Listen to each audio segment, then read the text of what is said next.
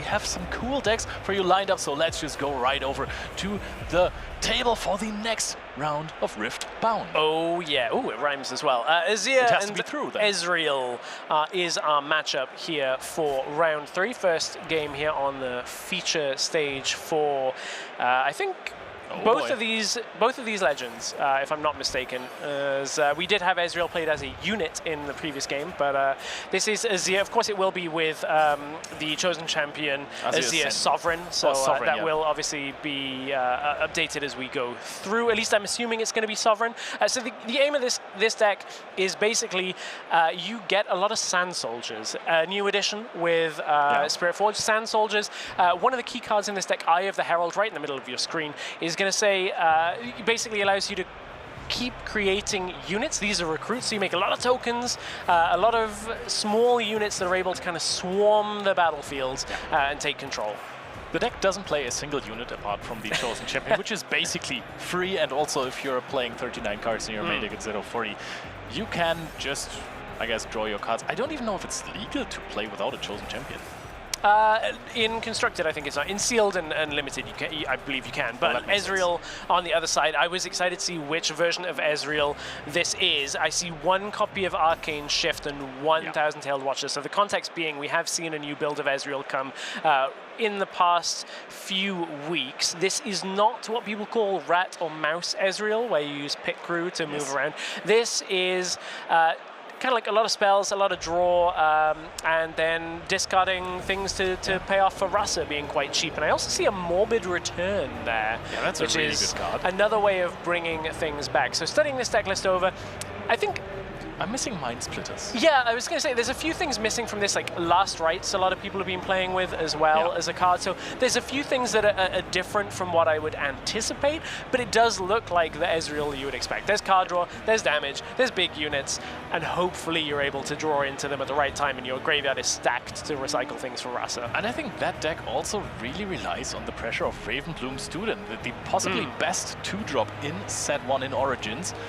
This card just gets so much might when you play a lot on your opponent's turn or on your own turn if you want to push for a conquer.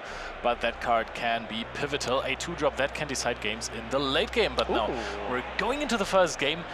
Okay, Vilemore Slayer this makes sense. Void Gate. These battlefields to me make somewhat sense. Vilemore is one that you play on Azir because your tokens are expendable. You're fine to just play a recruit and have it die. You're fine to have a Sand Soldier die. One of the things that Azir does is it plays quite a lot of equipment, typically. It doesn't play a unit. Yeah, exactly. It's spells and equipment. So you essentially are turning 1 and 2 might units into 4 and 5 might units with things like BF Sword or Brutalizer on particular turns. And then on the Ezreal side, Void Gate, you are playing a lot of direct damage spells. You have Arcane Shift, Wages of Pain, Singularity.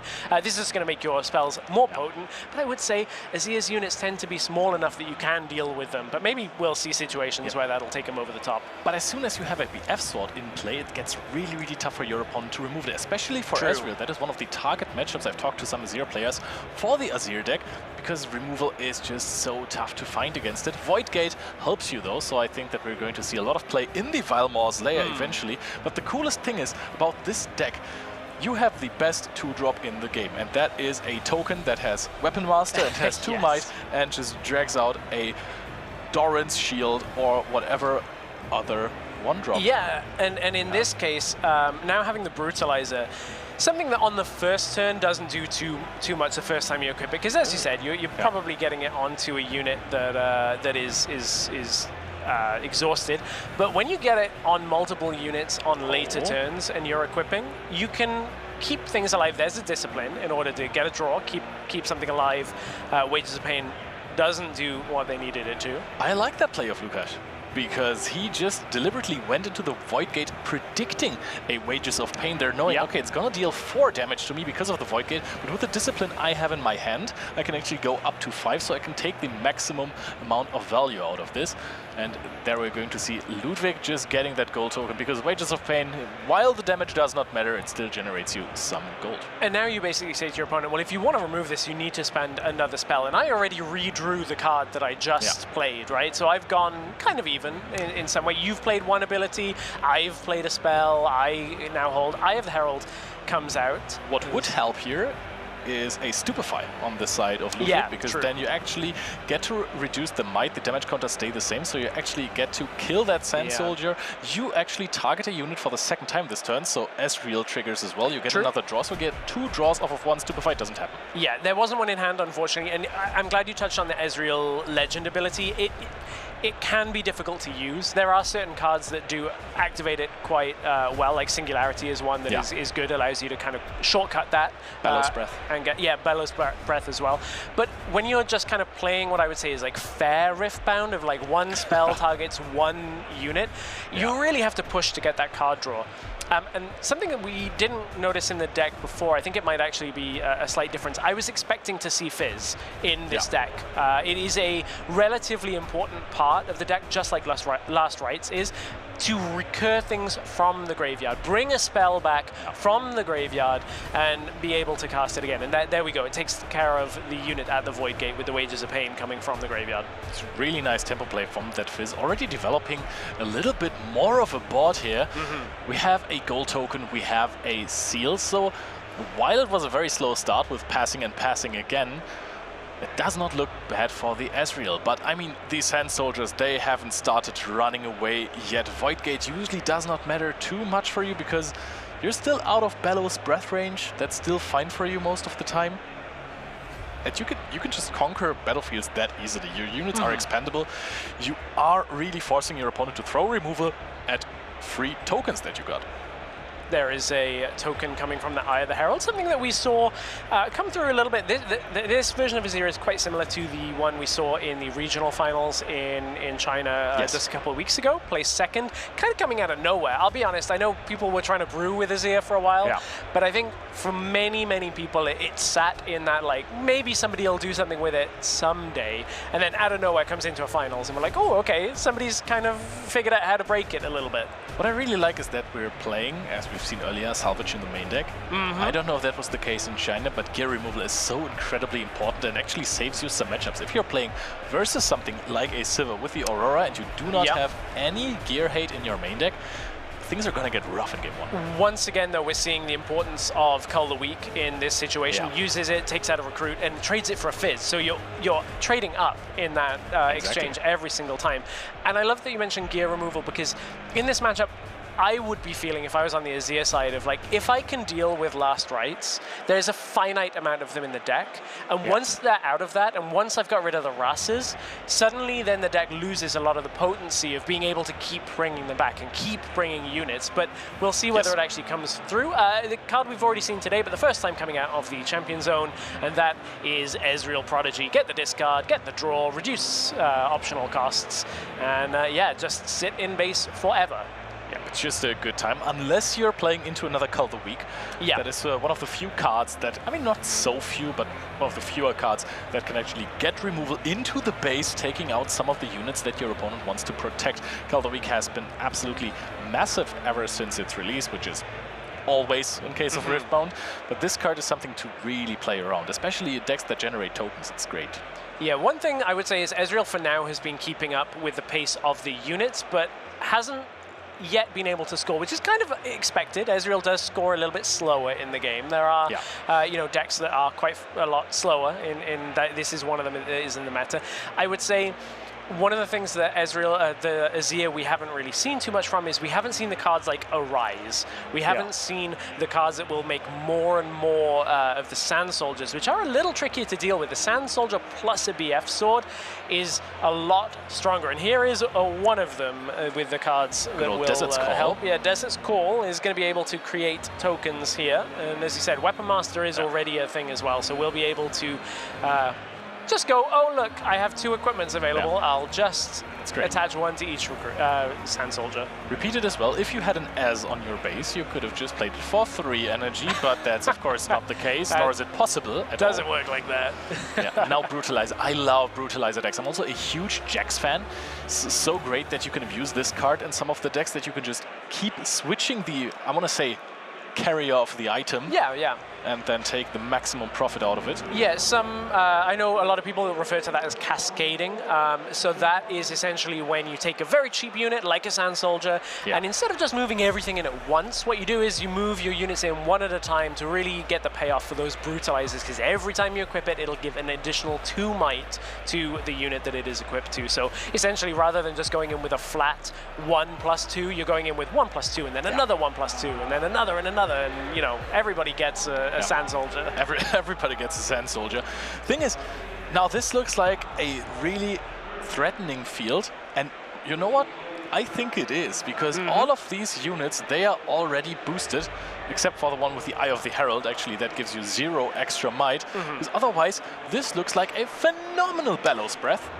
I am Ludwig. You are a player of my own heart.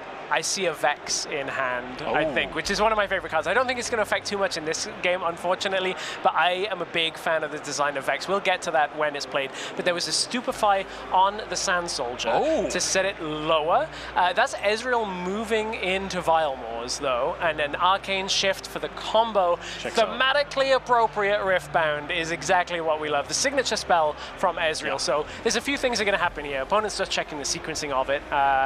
First of all, it's going to get defied. no sequencing or anything. Yeah, just checking. Wait, does that cost 2? No, it's either or. Yeah. Sadly, we won't see Arcane Shift come through. I love this card. It's very, very strong. The flavor on this card is just so amazing, right? It makes so much sense how it's designed when you're looking at League of Legends and Ezreal.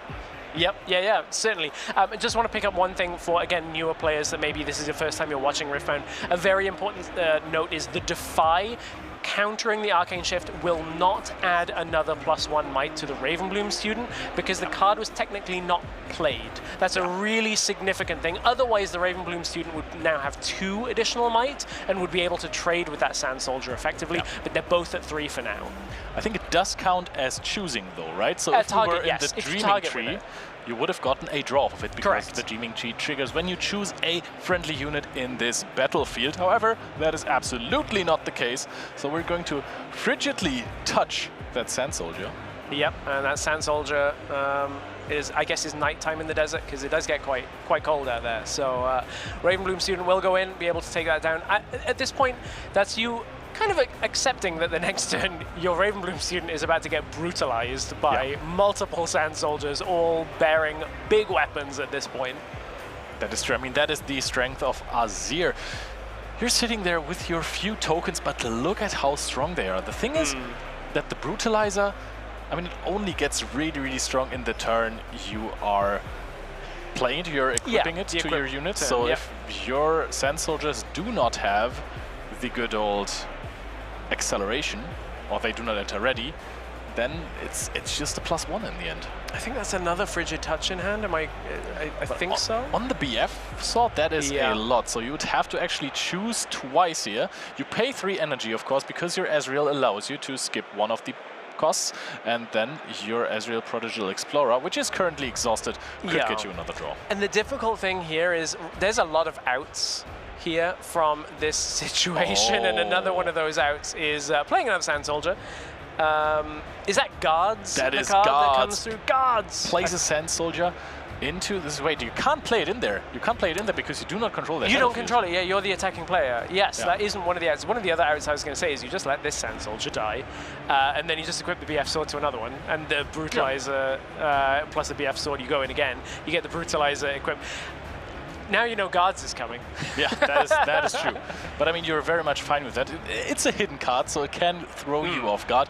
That's also so crazy. If you're hiding this card, you're all of a sudden for 1 power, you get a 5 might unit. That's the other thing, is it's hidden, but I refer to it as like slow speed, where there's no action or reaction tag on it. So unless it's hidden, you can't use it within, even if you did control the battlefield, you can't use it during a showdown unless it's hidden. Of course, at that point it would be. But this is the second part of that, is you just re-equip the Brutalizer again and go, okay, we'll go again. It's fine.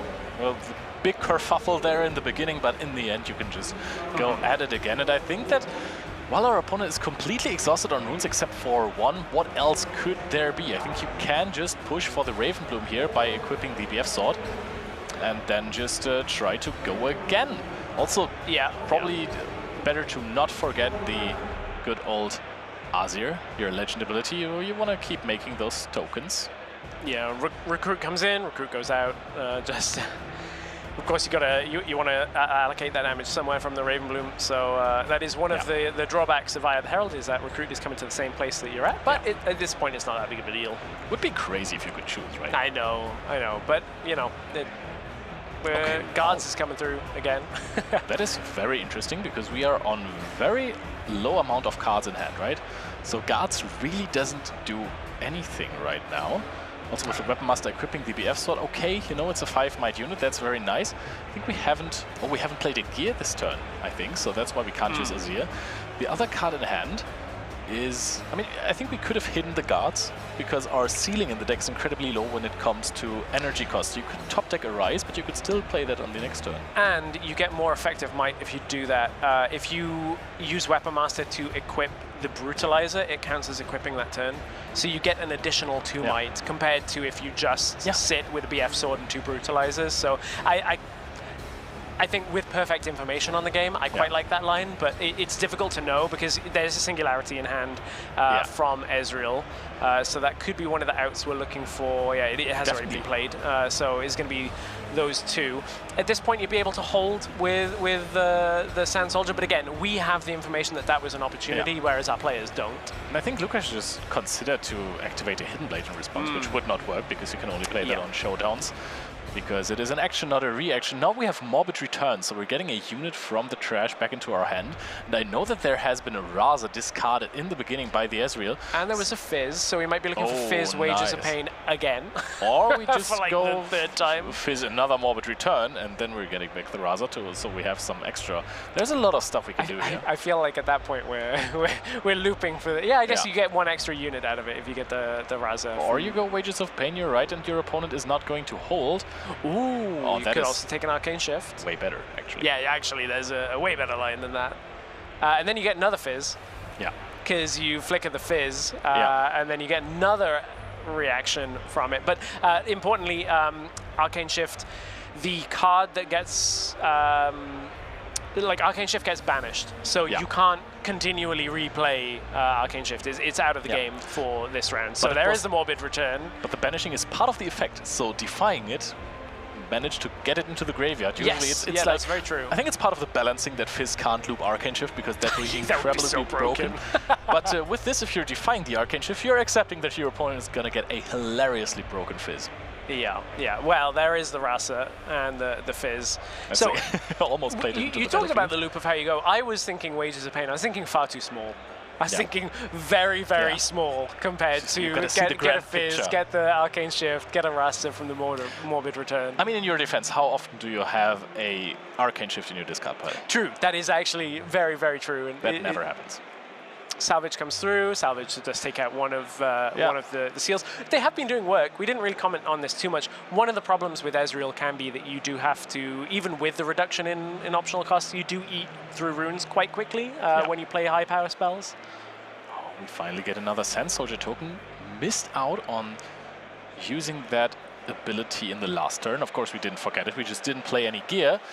And now the thing is, you're out of steam, out of sand in the Azir deck, because, well, you can make a token each turn now. That's great. You can boost that token up if you want to in the next turn. Make one really big Sand Soldier. Yeah, you can make one heck of a Sand Soldier there, but that card can also very easily be removed. And one thing that Azir does struggle a little bit with, depending on the battlefield choice and a few other things, card draw is a premium in this deck. Like, you have to kill your own units very frequently with Hidden Blade to get the card draw. You do stagnate in just the ability to see more things, whereas Ezreal, the other side of the table, is like, cool, I'll stack deck. I'll repeat a cold shot. I'll do it again. I'll do it again. Oh, I'll get another card draw card off the top. Yeah, I'll just take whatever I want. I'm just going to plus off. And this is sometimes the thing with those token decks. I mean, we've seen that before. I think we're casting all of the token decks today. I know. With the Victors, sometimes you're just running out of steam. It's great that you can make a token every round. It's great value, it truly is.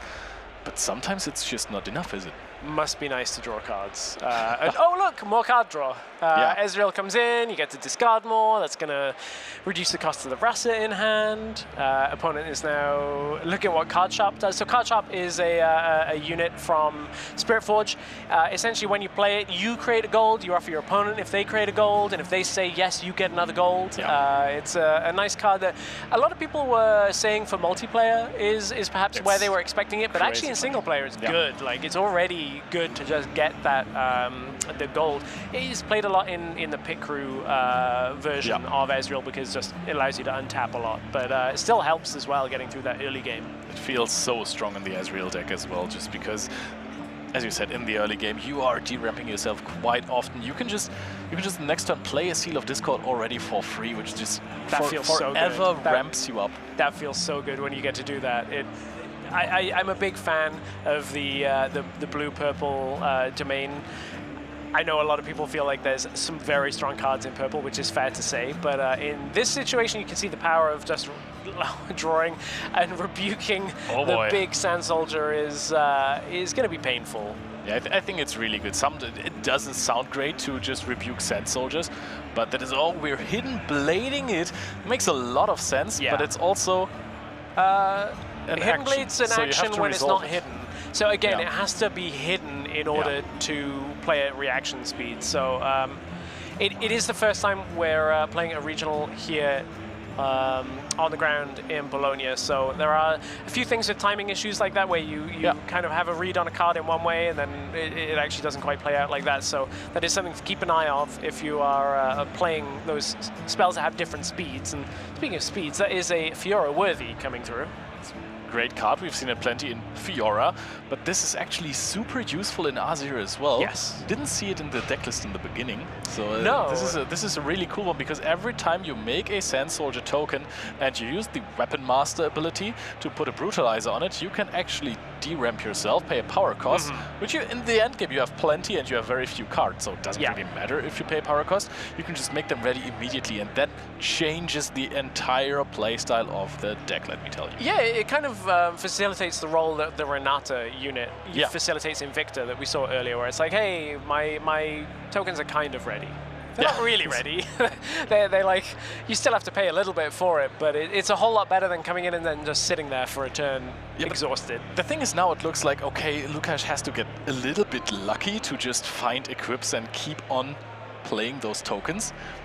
If he rips and rise from the top, all hell breaks loose. Is that the way back in?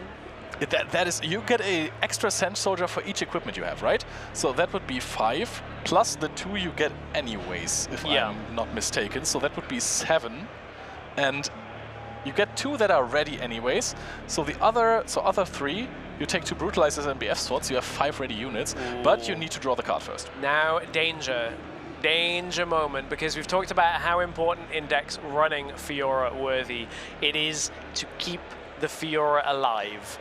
And that is an untapped Fiora, which tells me Fiora is going to a battlefield, so probably actually to Vilemores. I was going to say able maybe to go to Voidgate, but Fizz is going to trade here. It's the crackback now on Ezreal's turn of like, what does Ezreal have in order to deal with this Fiora? And then suddenly that accelerated unit function is gone. And look at how much Lukasz has de-ramped down to 4, whereas Ezreal is basically going to draw his last runes in the rune deck as we go into the next turn.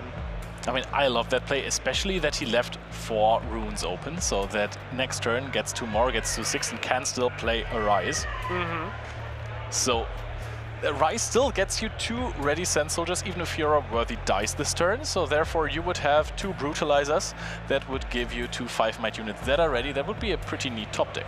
I guess the key point to look at the game state fully, going to 6, knowing a Rise is a possibility is actually significant, because from 5 you can't challenge to win the game, right? At this point, Ludwik has to now play around, okay, what is the out that Lukasz has in order to hold these battlefields, or conquer both on his next turn. So having a Rasa on the Void Gate is okay, but 6 is not above that threshold for being fine. it's quite funny to see, actually, because it looks like Lukasz hasn't had a lot going on in the last 5 turns, basically. But if he rips an Arise from the top, that is great. Oh, now we're going in with the Thousand-Tailed Watcher. Yeah. Of course, your opponent is at 4 runes. You know that they have the Hidden Blade in hand because, you know, it was revealed earlier by Lukasz trying to activate that. But there is going to be a possible push here. Are you going to get out that... Oh, if that gets Hidden Bladed, the next turn can't be an Arise turn. I want to make that very clear that you're going down to 3. So if you draw Arise from the top, it's not helping you. There is the Hidden Blade, though, on Thousand-Tailed Watcher in order to just maintain the board state with the Fiora. I like that. Because also your opponent's tapped a lot out, so there's now no Singularity, can't cast that this turn. And most of the spells that are left, I mean, you're looking at Wages of Pain, you're looking at Arcane Shift, those are 3 damage. Yeah. There's not really too much aside from your opponent like saying, okay, well, I guess I just have to trade my Ezreal at this point. And I mean, the Fiora is at 4 might right now, right? Because of the Thousand-Tailed Watcher. So Ezreal plus removal would definitely get rid of the Fiora. I think that while you still have the Raza, you're in a decent shape here. Just because... Another Fizz, so that helps. Oh, yeah, that really, really helps. Do you even... blink out? Do you maybe blink out the Raza? There was a Frigid Touch. Oh, there's a Stupefy as well. That'll get you around the corner of trading 3 might into 3 might. Yeah, I like that. I like that. And draws a card, so... So it's an even trade. Right, okay, that's great. You got to draw a card, you have an even trade, you still control the Void Gate, your Fizz is in the backline, so you're gonna... That's... The other thing that I don't love in this situation for Ludwik is he's going to go up to 6 with holding with the Raza, and then he can only score in the Vilema's Lair to go up to 7. Right. And then on the next turn after that, Lukasz, who is on 6, is going to be able to draw an Arise. Arise is going to really do a lot of damage there, because... Actually, is Weapon Master mandatory? Wait a second. I believe there's a May on it. I would have to reread the actual text again, but I think there's... Anyway, it doesn't matter because we're going to see 2 Sand Soldiers come out at this point, so it's not going to happen this turn, and Ezreal does indeed get to untap. As we now look at a 6-6 game. Fizz brings the game to 7, taking over on Vilemore's Lair, and I'm looking at the hand. It's a Cold Shot, which, by the way, Cold Shot in your opponent's turn is always great. And here's one of my favorite cards, Vex. So Vex has asymmetrical effects. It essentially reads, in a combat that involves Vex, opponent spells cost more, and my spells cost less. And it's 1 power and 1 energy, which really, when you're only on 5 runes, untapping Awakening up to 7, every single rune and energy and power matters in this situation. But it's really important to note, it's only when Vex is involved in that combat. No other time is that active. I will allow myself to correct you there. Oh, thank you, please do. This point in the game, power cost is irrelevant. Okay, fair. After this game, this turn, the game will be over. Well, that's true. So you can just throw away all of the runes that you're having. But the reason I say it is relevant is about this turn of like, if you math out fully, the Vex 1 extra power can be an effect, right? Like, if you don't have enough power to be able to play it. But this deck I don't think is going to suffer from that. But I do appreciate that point. You can float though, so you can float some runes. But I mean, if you're just clearing and your opponent is then going to just absolutely chill, then actually it still does matter.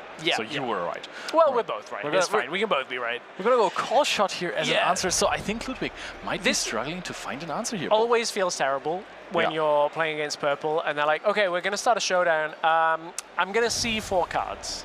Yeah, but that's an expensive Call Shot at least. Yeah, but as you said, de-ramping here doesn't matter if you find the answer and win the game, right? Like. Good point. Very good point. All right, so the Fizz doesn't find it this time, dies. I think Ludwik, with this one, he is fine. The thing is, Lukasz never really took the time to develop the Azir chosen champion unit, because that one would really help. Can you make it ready? The Azir. Ludwik is going to just show the Rebuke, being like, I can just move all of your stuff. Well, that's interesting, to say the least. The Fight or Flight was hidden, right? So it would only target this battlefield. So yeah, Ludwik just showing, hey, I actually have 2 ways to push you off the battlefield so you can't contest. I guess I would still suggest playing it out, or at least to understand to that point.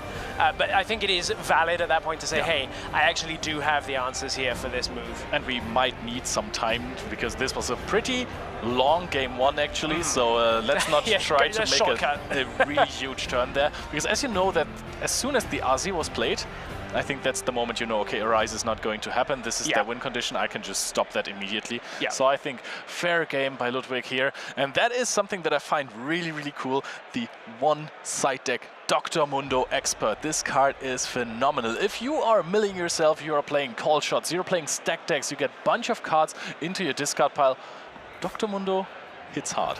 Yeah, Dr. Mundo does indeed hit hard. There are some changes to this deck list that I think are important to know. We did see the Fizz, we did see a few other cards that came out within that matchup. Vex. Vex, yeah, thank you. Thank you for reminding me of one of my own favorite cards. Gotcha. I'm too in the hole here for focusing on things. Here's the sideboard for Lukasz. Windwall, a card that has somewhat fallen off, because a lot of the targets that you're looking to Windwall, you can not so fast. However, Windwall is a little bit more of a catch-all spell. Very expensive, but it will catch things like Time Warp, it will catch Singularities, and you know, a lot of other things. Obviously, that would get caught by not so fast. I think Windwall is a target side decking cards against those decks that also every single Fury deck right now in competition has the option to side deck Thermo Beam.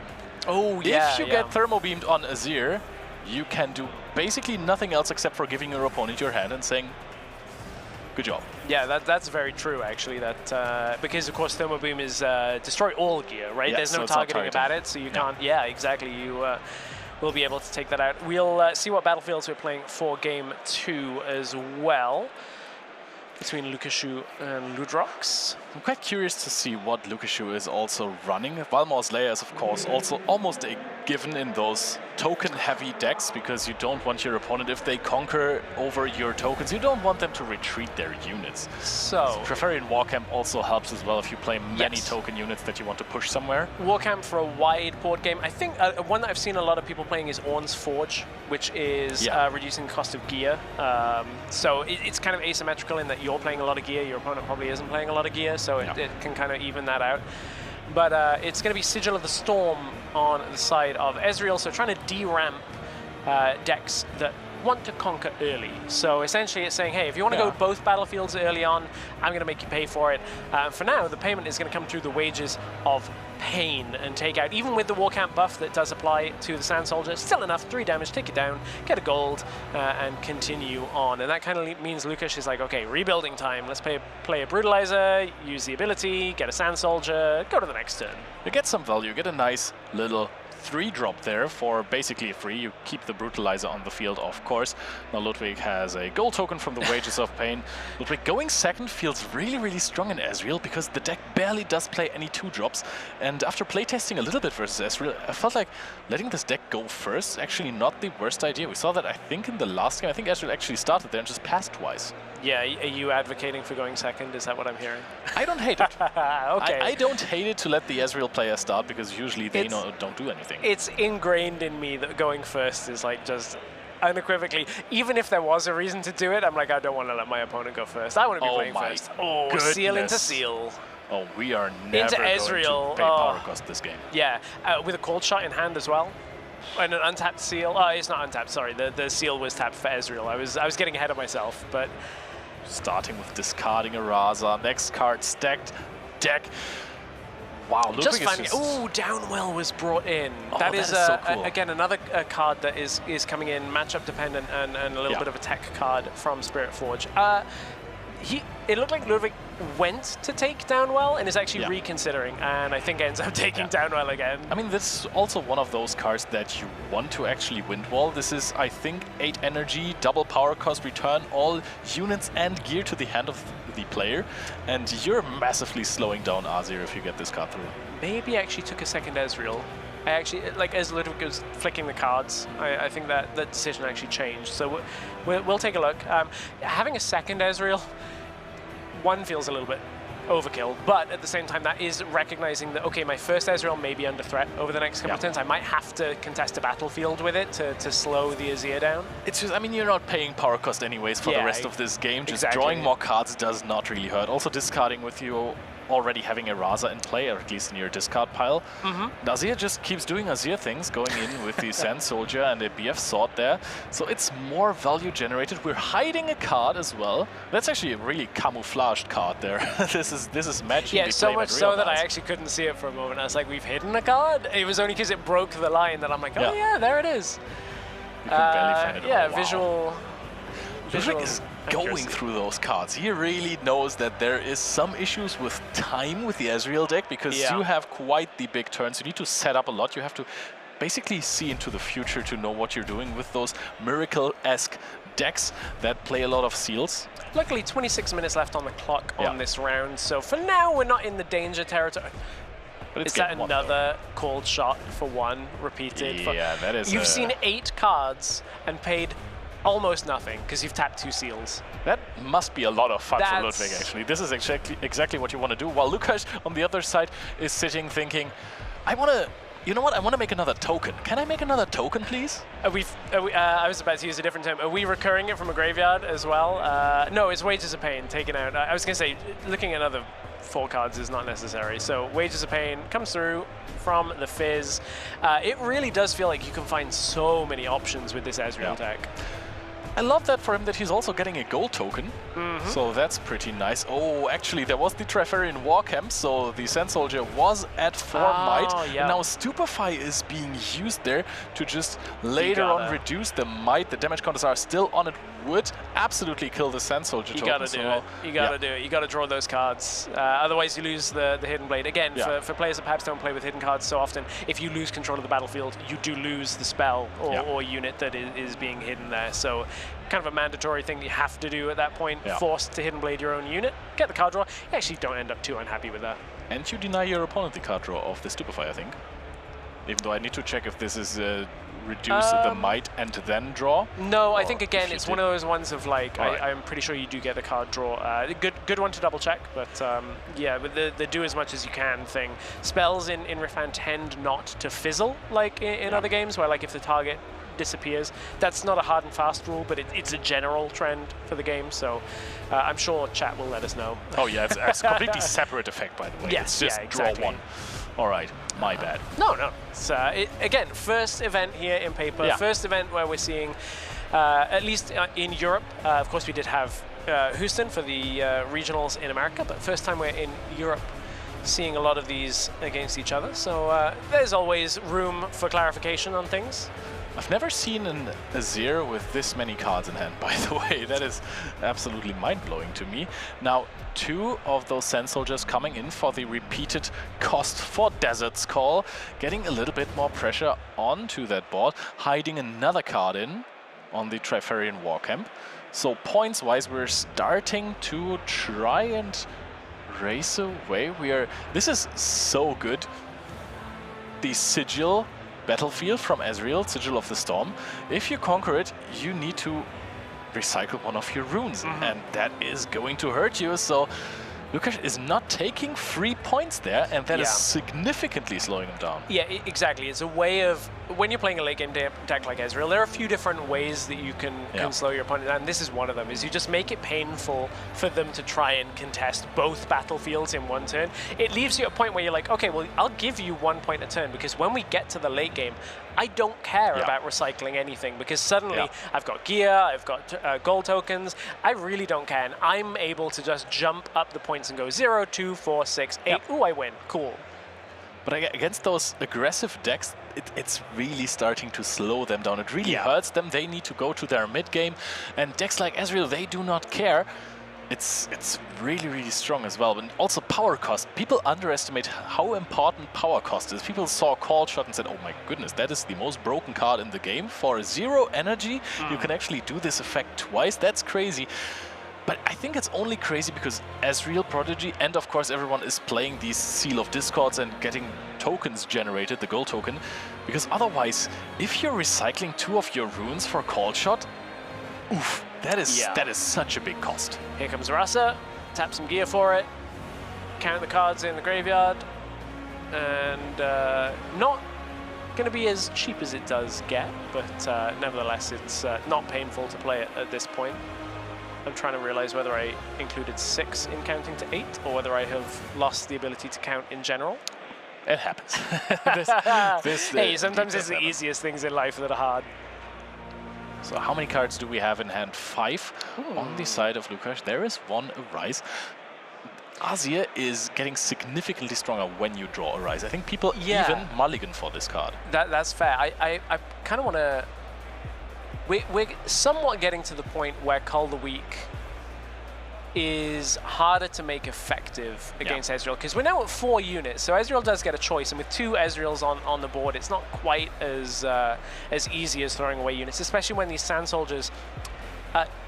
Azir is kind of playing low economy right now with the number of equipment, the number of Sand Soldiers. You're definitely kind of like struggling a little bit from behind, so you don't really want to Cull the Weak until you have to. If you can get some cheaper units, that'd be great. Like, if you can play an equipment, get a fresh Sand Soldier, Cull the Weak then you're trading up. But if you're trading off the battlefield, that's not ideal. I don't think you want to activate this card at all in this game state, because paying a power cost in your Azir deck, first of all, hurts you significantly more than it does Ezreal. And also, you pay a power cost, one of your Sand Soldier tokens, plus 2 energy just to get rid of what? A Fizz that has used its effect? Yeah, there are 2 Sand Soldiers come through. Look at the triple seal of Discord, by the way. Yeah, I know, that's flexing. Flexing to get him out, flexing to have the fancy one as well from Spiritforge. Yep, the overnumbered, incredibly cool. Now Ezreal is already at 10 runes. I mean, at this point you don't even really care about not paying power cost anymore. Yeah, you don't care. You're gonna get to a point where you're paying Mind power cost for something like a 1,000-tailed Watcher. There it's good also to have some gold tokens still, but also if you keep not paying your Chaos power cost, then the Watcher is just absolutely free later on. If you're at 12 runes and you pay 2 power cost, you're basically just being efficient. Rasta goes in, takes the Sigil of the Storm, and you're like, yep, fine, I'll just tuck that and float 1 for now. And this is the other thing, is Watcher is an odd card, because where you can go wide with Sand Soldiers, Watcher coming in just kind of like nullifies all of that additional bonus, because every unit is going to get -3. So a wide board state is not particularly scary for Ezreal in this game state specifically. What Watcher doesn't help with is big pushes from the Azir deck. Yes. So if you're keeping your units in your base, Watcher really needs a backup Bellows Breath to really work wonders versus the deck, because you can put them to 2 might if they're equipped with a BF sword. They do not care unless you Bellows Breath, and then they care very much. That's some tech that people, I think, need to be aware of as we go and see more Ezreals. There is a world where you can Watcher, Arcane Shift the Watcher, to replay the Watcher and get a second enter ability to give everything -6, and then Bellows Breath will basically annihilate anything that is in base. That's true, but you're also getting very, very low on energy. You are at that point. If you have 3 seals and then Ezreal and as much as you can, like, rich getting richer at that point. Yeah, but you can also, you can play 2 iterations of Bellows Breath. That's actually true, because it's only 1+1 power cost and you can repeat it, so that's really, really strong. I think we just played Watcher for the vibes, just to develop the body on the board. Yeah, it feels that way. There's a... He's really showing this read my hard bargain. This is like, I got hard bargain. What do you want to do now? It's such a good card. I also love that there's counter spells for almost every different color now. Yeah, and importantly, because there are 2 Ezreals on board, but each will reduce the repeat cost by 1 power, and that's why hard bargain for 2 is going to be a double hard bargain. Oh, really? Does it stack? Yes, yeah, they stack like that. So each individual one is going to allow. That's what they were clarifying with Lukasz, was like, yeah, it does work that way. The Ezreal is pushing. There is going to be a hidden blade used on the Sand Soldier token, of course. So the 1,000-tailed Watchers was not only played for the vibes. That is good to know. We're also hiding a card in there. And that could be plenty of cards. I find it really funny that a deck like Draven basically plays more different hide cards than Teemo does, almost. But there's also plenty that Ludwik could have. There could be Wages of Pain, Switcheroo could be played. I don't think it's necessarily the case. And you know your opponent, you know Ludwik has seen the entire deck at this point. Like literally every single card is basically has been cycled through. So really you are left guessing with that. And again, after all of that, playing a Watcher, playing a repeated hard bargain, and now a hidden card, and you're like, oh, I'm going to untap and go up to, like, what, back up to 10 or 11 rooms on the next turn, basically insane. Costing you nothing. There is Fiora worthy, saw it in the last game, so will make those Sand Soldiers a little bit quicker onto the battlefield. Not too many of the yellow rooms available, though. But that is also a little bit slow, I want to say, playing that Fiora worthy. However, now you can bring in another token that is going to get Weapon Master, get a Brutalizer onto it, or a Doran's Shield? Are we taking the Doran's Shield? ABF Sword. Oh yeah, okay. And just trying to stack everything as much as we can. Fiora is in base, so that is important, even though it is overlaid over the legend. Yeah, at this point there's just too many cards, right? So you can't really keep everything tidy if it's everywhere. Sand Soldier is pushing in with the BF Sword. Are we going to see something like a Fight or Flight? Yeah. Not. Okay, so saves the own Ezreal. Again, you're saying, okay, I've still slowed you down. You're still not going to be able to really conquer Sigil of the Storm at this point, at least not without expending a lot for it. You can get it, but it's going to cost you. That would be a lot. So I'm thinking about putting Brutalizer onto one of these Sand Soldiers, and then you have the option to go in with both. So that means you pay 1 power cost for the Brutalizer, you pay 1 power cost for Sigil of the Storm, and you would sacrifice one of your Sand Soldiers. So and that's don't you need lot. Oh yeah, no, both of them together. Passing. You're correct. Yeah, I miscounted, but yeah, it would have been costly to do that. You deramp heavily into the next round. I think it's a good choice of Lukasz to just say, hey, that is maybe way too much that I'm paying for just 1 point. But then again, Ludwik, the Ezreal deck is already at 3 points. That is very unusual that there's this little discrepancy. And oh my days, is it going to go down well for Ezreal, or is it going to be the downfall of Ezreal with his new top deck? Oh wait, actually that is so many cards in hand. For 1 second I thought he was at 2 cards in hand. I was like, where did all the cards go? Ezreal at 2 cards in hand? What has gone horribly wrong? But it feels like Ezreal is so comfortable in this position, because now at this point you're outvaluing your opponent like absolutely crazy. You have so many cards. 2 copies of Rebuke. Do you ever need to play out more units? 2 copies of Rebuke are down well. That's ridiculous. I think there's a card shop in hand, which is not so significant, but yeah, you're just constantly going to be able to control these battlefields. That is just so incredibly powerful, especially cards like Downwell with 2 power cost. Yes, they are costly, but you have 2 seals, so that doesn't even really matter. There's only 3 equips so far, so I think Lukasz has been missing a little bit of steam there. Still has those 2 soldiers from, I think it was from the Arise turn. And now we're going to continue with 3 energy, considering to play the card sharp in hand, perhaps, but it's going to stupefy. Draw a card. The Fiora first. If in doubt, you're playing Ezreal, get another card. Of all the cards, it's already like cool, that gives me an out next turn. There are so few cards in this deck that you don't want to see on top when you're just like drawing into them. You're like, cool, another Watcher, great, another late game possibility. Card sharp gonna shore up a little bit of this battlefield. Make 10 is quite a lot harder than 7 to beat. It's going to cost a lot for Fiora to start equipping things in the next turn. And what's better than 10? 13. In fact, it's Treferian Warcamp as well, so it's 13, 14, 15, 16.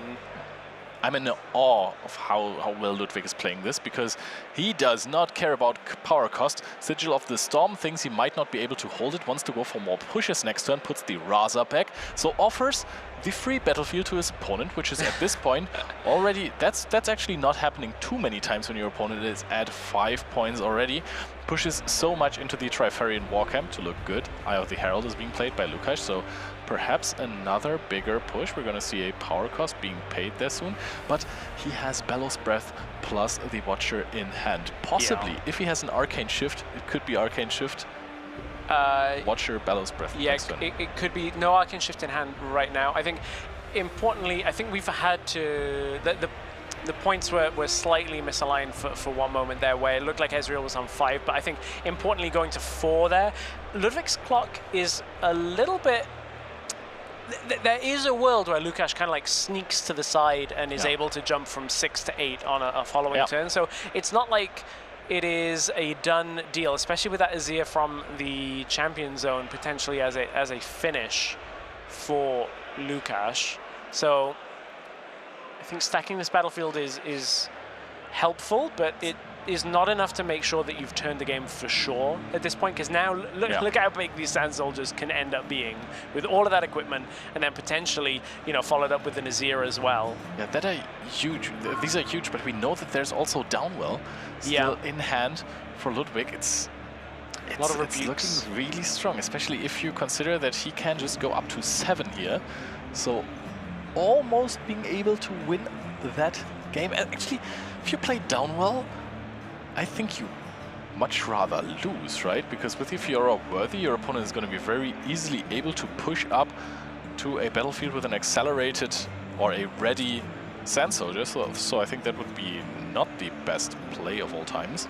Yeah, and the thing is, Downwell is it's slow speed as well, right? So it's not something you can do on your opponent's turn or anything. So you kind of it's if you're going to do it, it would have to be now, but do you really want to get rid of all of the investment you have on the battlefield if you're Ezreal? I think you're in such a good spot with your battlefield. Well, Death Grip resolves, and we're going to rebuke this absolutely massive token here. So that is the first of the defensive cards being used. We get rid of 2 Sand Soldiers. And something important to note, we mentioned earlier the Cull Weeks in hand for Lukasz. The more... I guess it's actually less of a deal if you have no Sand Soldiers, but if you have the Fiora on board, you don't want to Color Weak your own unit here. Like on an empty board, it would be fine, but it still, again, isn't the out that you need as Azir. Like the ability to reduce the battlefield for Ezreal is getting lower and lower. And Ezreal, if Ludwik untaps, goes to Awaken phase, with the battlefields as they are, will win this series 2-0. I think actually... I was mistaken earlier. I thought that Ezreal would go up to 7, but we already got the point from holding.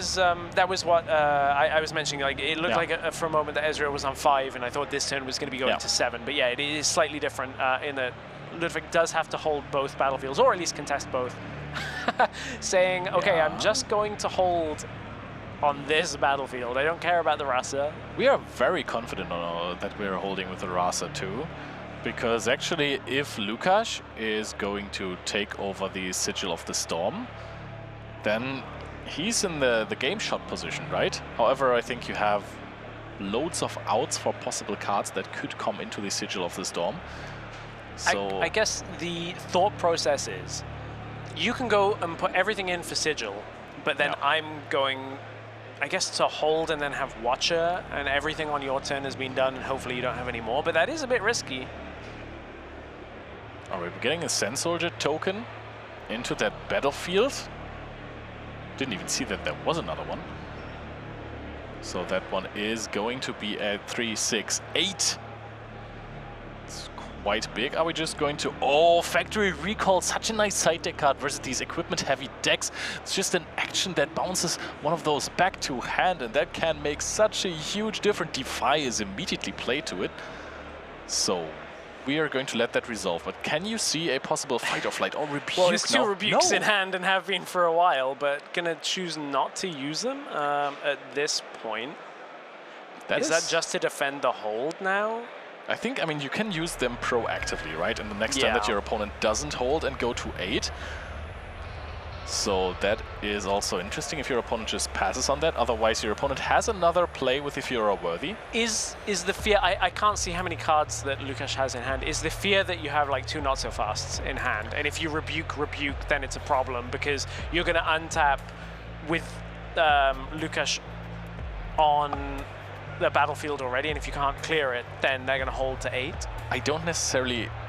think that it's dead. I think that if you just rebuke that Sand Soldier token, the Fiora just goes into that battlefield. And then you have the same problem, and now your opponent is probably tempted to not put the Fiora into that battlefield. Actually, I can also see them doing that. I would have also consider to play the Sand Soldier token into that other battlefield, into the Sigil. But we're now passing with so many units in our base. And now you go up to 7. Ludwik does have a 1,000 Tail Watcher in hand, so it's with 3 runes available, 3 power available. What answer does Lukasz have? If you're Ludwik, what is available in order to save this game when I drop a Watcher and go in holding 2 rebukes? It'll cost you a lot to do everything, but you do have the runes and the seals and the power and energy available to do everything in that list. Yeah, that's crazy. Double Rebuke plus Watcher is a huge term. We're starting with the accelerated Watcher. Watcher is going to bring this down There's to... a -3. Actually, just a 3 drop. This is 3 might. So you just need to get rid of that first. And then afterwards, I think, even if you just rebuke the Sand Soldier, you're in a decent spot because your opponent still needs to get rid of this absolute binder on the Teferi Warcamp. That is it. 2-0 for Ludwik going through on Ezreal in round 3. That point in the game, it's essentially, I'm going to force you to use some kind of pump spell in combat, something that will keep the Sand Soldier available. I still have the rebuke in hand and didn't even have the option in order to keep the Sand Soldier. And that was a very, very, I want to say clean, but also clean from a sense of like you barely had to recycle anything on Ezreal the entire time. Ludwik just constantly having runes and seals available. This never struggled in this point. And I've talked to Azir players. Ezreal is kind of a target matchup for them. They want to really play versus Ezreal, saying it is free. Well, we have seen how free that can really be. Ludwik was absolutely phenomenal. It was, and we'll hear from him now in winner's interview. Hi everyone, I'm Medic. I'm joined by Ludwik, who just came off an incredible win on his Ezreal deck. I want to talk a little bit about Ezreal in this current meta and why you decided to bring it here to Bologna. What made you make that choice? Well, I was testing a lot with my team and my friends, and it just turned out to be like really good pick because it fits well into the meta. It's kind of really complicated deck, so you have to be really prepared for the meta because you can get like distracted easily and you might misplay, and that small misplays might cost you a game. So you have to be really careful, and this deck is like really strong into the meta, so that's why I picked it. So when you talk about making small misplays, making small mistakes, are you worried at all when you have 8 rounds today, a possible like 6 rounds tomorrow, like, and then top 8, and like all of these games? Are you worried about endurance for that sort of length of time? Well, I'm playing TCGs for like 10 years. Okay. I'm kind of used to this. I like playing the card games that TCGs a lot, so I don't really get tired that much, and I can think properly even after like 6, 7 rounds and things like that. That's really good, right? Because for me, my old brain is like I have to play like Ornn or something. It just has to be really easy for me. You played into Azir. How do you find that matchup goes? It seemed like he just didn't really have the ability to get anything to stick on the battlefield at all. Well, the matchup goes for me kind of onto my favorite. He goes like to 5 or 6 points early because he's having some pressure. I try to like slow him down, and then I just slam some like Feast, Russes, 1,000 Tail Watchers, and I just control the board with like rebukes and wages on Foffs, and it's like I get the old tempo back that I lost. Yeah, that makes sense. Is there any deck that you are fearful of in the meta? Anything you think you would struggle into? From our testing, it turns out that the Miracle Draven is like the hardest matchup. So I'm kind of scared of this particular matchup. I managed to win it yesterday on the pre-regional event, but it was really, really tough. And I'm also kind of scared of Aurora, because it's a deck that if you just high roll, you win. But on the rest, I think I'm pretty well prepared. Awesome. And, well, thank you so much for joining us. Is there anything you want to say to your friends, your fans out there before we conclude the interview? Well, I would like to thanks to all of my friends that were testing with me, and that's mostly it. Thank you very much. Sweet. Thanks so much for joining us. Good luck on the rest of the tournament.